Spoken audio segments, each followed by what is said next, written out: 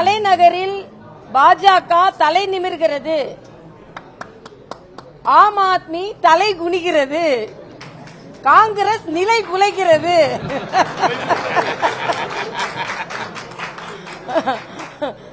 டெல்லியில் பாஜக தலை நிமிர்கிறது, ஆம் ஆத்மி தலை குனிகிறது, காங்கிரஸ் நிலை குலைகிறது. இதுதான் இன்னைக்கோட ஒரு ரொம்ப எல்லாருக்கும் மகிழ்ச்சி. அதே மாதிரி தமிழகத்தில் நிறைய தலைவர்கள் அங்கே சென்று பிரச்சாரம் செய்தார்கள். அண்ணன் கருநாகராஜன் போன்றவர்கள், மற்ற எல்லா தலைவர்களும் அவங்க தலைமையில் நிறைய நாட்கள் அங்கே பணிபுரிந்தார்கள். நானும் சென்றிருந்தேன்.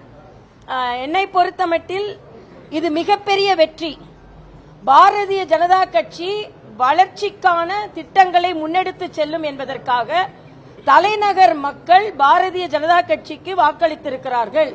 ஆக தலைநகரிலேயே தாமரை மலரும் பொழுது தமிழகத்திலும் தாமரை மலரும் என்ற நம்பிக்கை எங்களுக்கு வந்திருக்கிறது.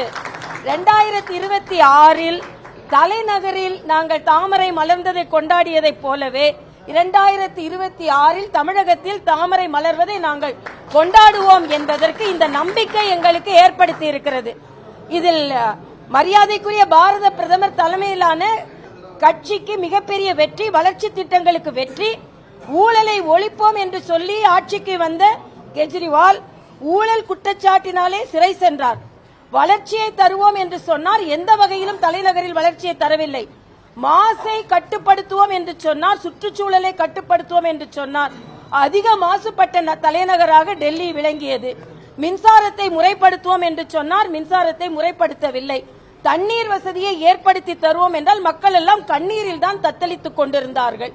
அதனால் டெல்லி மக்கள் உறுதியான ஒரு முடிவை தந்திருக்கிறார்கள். ஏறக்குறைய 46 தாண்டி பாரதிய ஜனதா கட்சி வெற்றி பெற்றிருக்கிறது என்பது மட்டுமல்ல, முதலமைச்சர் கெஜ்ரிவாலின் முன்னாள் முதலமைச்சர் அவரின் வெற்றியே இன்று எதிர்கேள்வி, ஒரு எதிர்பார்த்ததற்கு மேலாக அவரது வெற்றியே கேள்விக்குறியான வெற்றியாக இருந்து கொண்டிருக்கிறது.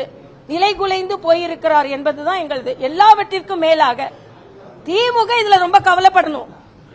ஏன்னா அவங்களோட இண்டி கூட்டணி ஒரு தேர்தலை கூட ஒற்றுமையாக எதிர்கொள்ளவில்லை.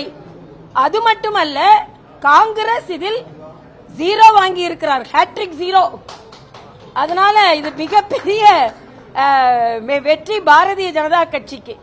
ஆக ஆம் ஆத்மி தோல்வி, காங்கிரஸ் தோல்வி. ஆக திராவிட முன்னேற்ற கழகம் தான் அங்கம் வகிக்கும் ஒரு இண்டி கூட்டணியை ஒரு முறைப்படுத்தப்பட்ட கூட்டணியாக தேர்தலில் எதிர்கொள்ள முடியாததும், அவர்கள் பங்கெடுத்துக் கொண்டிருக்கின்ற இண்டி கூட்டணி அங்கே தோல்வி அடைந்து கொண்டிருப்பதும், அதனால இங்கே உள்ள வெற்றியை கூட அவர்களால் கொண்டாட முடியாத ஒரு சூழ்நிலையில் திமுக இருப்பதும் இங்கே நான் குறிப்பிட விரும்புகிறேன். அதனால் இன்று அது மட்டும் இல்ல, பிற்படுத்தப்பட்ட மக்கள் அதிகம் வாழுகின்ற இடங்களில் பாஜக அறுதி பெரும்பான்மை படுத்திருக்கிறது. பட்டியலின மக்கள் வாழுகின்ற பகுதிகளில், ஏனென்றால் தொடர்ந்து ஏதோ பட்டியலின மக்களுக்கு எதிரானவர்கள் என்று ஒரு குற்றச்சாட்டை, ஒரு மாய தோற்றத்தை ஏற்படுத்தி இருக்கிறார்கள். அதனால் இன்னைக்கு ஆங்கில ஊடகங்கள் எல்லாம் பாத்தீங்கன்னா, பட்டியலின மக்கள் அதிகமாக வாழுகின்ற பகுதிகளில் பாரதிய ஜனதா கட்சிக்கு அறுதி பெரும்பான்மை கிடைத்திருக்கிறது. இஸ்லாமிய மக்கள் வாழுகின்ற இடங்களில் கூட 4 இடங்களை பெற்றிருக்கிறோம். ஆக இனிமேல் பாரதிய ஜனதா கட்சி இந்த மதத்திற்கு எதிரானவர்கள், இந்த சமுதாயத்திற்கு எதிரானவர்கள் என்ற பொய் பிரச்சாரம் எல்லாம் எந்த விதத்திலும் எடுபடாது என்பதை நாங்கள் இங்கே தெரிவித்துக் கொள்கிறோம். அதனால் இந்த வெற்றியை நாங்கள் கொண்டாடுகிறோம். அதே மாதிரி ஈரோட்டை பொறுத்தமட்டில் இது திராவிட முன்னேற்ற கழகத்திற்கு தோல்விகரமான வெற்றி தான். ஏனென்றால் அவர்களுக்கு எதிராளியே இல்லை. ஆக கலங்கப்பட்டு திமுக நின்றதனால் நாங்கள் எல்லாம் களத்தில் நிற்கவில்லை என்று சொல்லிவிட்டோம். அதனால் அவர்கள் வெற்றியும் வெற்றி அல்ல. அதனால் இன்று பாரதிய ஜனதா கட்சி இந்த வெற்றியை கொண்டாடி கொண்டிருக்கிறது. நான் சொன்ன மாதிரி 2026 நாங்கள் நிச்சயமாக வெற்றி பெறுவோம்.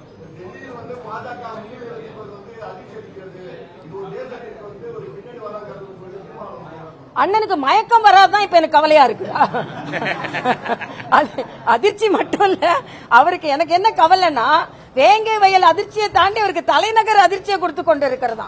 வேங்கை வயல்ல இன்னும் அவங்களுக்கு நியாயம் கிடைக்கல. அதனால வேங்கை நகரில் முதலில் அவர்களுக்கு நியாயம் கிடைப்பதை அவர்கள் பார்க்க வேண்டும். தலைநகரை பார்த்து நாங்கள் பார்த்துக் கொள்வோம். இன்னைக்கு அது மட்டும் அதிர்ச்சி இல்ல, பாஜகவின் வெற்றி அதிர்ச்சி இல்ல, இண்டி கூட்டணியின் பிரிவு அவருக்கு அதிர்ச்சி. ஆம் ஆத்மியின் தோல்வி அவருக்கு அதிர்ச்சி. காங்கிரஸ் இன்று கொண்டாடி கொண்டிருக்கிறார்கள் தமிழகத்தில். ஏற்கனவே இலங்கை தமிழர்களை படுகொலை செய்த காங்கிரஸை இன்னைக்கு அண்ணன் திருமாவளவன் கொண்டாடி கொண்டிருக்கிறார். அவர்களின் படுதோல்வி இன்னொரு அதிர்ச்சி. இன்னும் அண்ணன் திருமாவளவனுக்கு சொல்கிறேன், நீங்கள் இன்னும் கொஞ்சம் உங்களை பலப்படுத்திக் கொள்ளுங்கள். பல அதிர்ச்சிகளை நீங்கள் தாங்க வேண்டிய வரும் தமிழகம் உட்பட என்பதை நான் தெரிவித்துக் கொள்கிறேன்.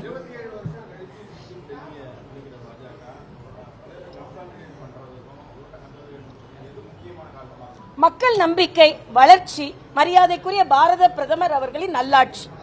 அந்த நல்லாட்சி மக்களுக்கு நம்பிக்கையை தந்திருக்கிறது என்பதுதான். அதனால நாங்க வாக்குகளை வாங்குவதற்கு பாரத பிரதமரின் நல்லாட்சியும் அங்க உள்ள தொண்டர்கள் தலைவர்களின் உழைப்பும் காரணம். எல்லா மாநிலங்களிலும் தமிழகத்தில் உள்ள எனது நிர்வாகிகளின் தலைவர்களை நான் பாராட்டுகிறேன். அவர்களும் அதிக எண்ணிக்கையில் அங்கே சென்று பிரச்சாரத்தில் ஈடுபட்டார்கள். நாங்க இப்போ மரியாதைக்குரிய பாரத பிரதமர் அவர்களின் ஆட்சியும் நல்ல திட்டங்களும் எங்களுக்கு ஆதரவு என்று நினைக்கிறேன். எங்களுக்கான சவால் மறுபடியும் நாங்கள் ஏதோ ஒரு சமுதாயத்திற்கு எதிரானவர்கள், நாங்கள் ஒரு மதத்திற்கு எதிரானவர்கள் என்ற ஒரு பொய் பிரச்சாரம் எங்களுக்கு சவால். ஆனால் அது டெல்லி நகரில் எப்படி முறியடிக்கப்பட்டதோ அதே போல தமிழகத்திலும் அது முறியடிக்கப்படும்.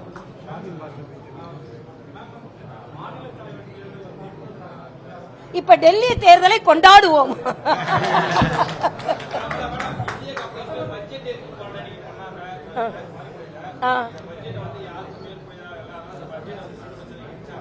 நான் கேட்கிறேன், 12 லட்சம் உச்சவரம்பு இருக்கின்ற மக்களில் 6 கோடி மக்கள் இதில் பலன் பெறுவார்கள் என்று கணக்கு சொல்கிறது. ஏறக்குறைய 7 கோடி பேர் வருமான வரி கட்டுறதுல 6 கோடி பேர் இந்த வருமானத்திற்கு உட்பட்டவர்கள். அப்ப அந்த 6 கோடி மக்களின் லாபத்தை அவர்கள் எரிக்கிறார்களா? பெண்களுக்கு நல்ல திட்டங்கள் கொடுக்கப்பட்டிருக்கிறது, அதை எரிக்கிறாங்களா? ஆக அவர்கள் எரிப்பது எல்லாம் அவர்கள் சுய கௌரவத்தை, ஈகோவை தான் எரித்துக் கொள்ள வேண்டுமே தவிர பட்ஜெட் நல்ல பட்ஜெட் என்று சாமானியர்கள் கொண்டாடி கொண்டிருக்கிறார்கள். ஆனா கம்யூனிஸ்ட் கொண்டாட மாட்டாங்க. ஏன்னா கம்யூனிஸ்ட்கள் சாமானியர்களிடமிருந்து விடுபட்டு எவ்வளவு நாள் ஆயிடுச்சு, கார்ப்பரேட் கம்யூனிஸ்ட்களாக ஆகிவிட்டார்கள். அதனால் அவர்கள் காமன் மேனுக்கான பட்ஜெட்டை கொண்டாட மாட்டார்கள் என்பது எனது கருத்து. நிச்சயமாக வருவார்கள், தொடர்ந்து வருவார்கள். இது என்ன தெரியல, பிரதமர் அலுவலகத்தில் கேட்டு சொல்கிறோம்.